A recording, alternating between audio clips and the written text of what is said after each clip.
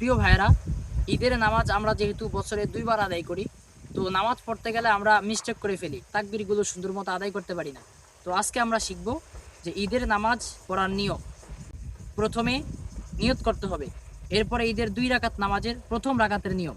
প্রথমে ইমাম সাহেব তাকবীরে তাহারিমা বলবে, আল্লাহু আকবার, হাত বাঁধতে হবে।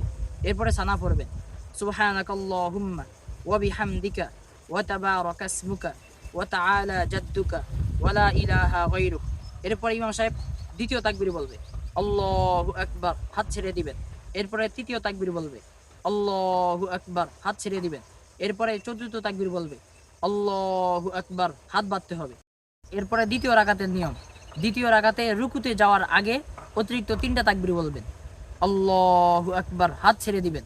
এরপরে দ্বিতীয় তাকবীর, আল্লাহু আকবার, হাত ছেড়ে দিবেন। এরপরে তৃতীয় তাকবীর, আল্লাহু আকবার, হাত ছেড়ে দিবেন।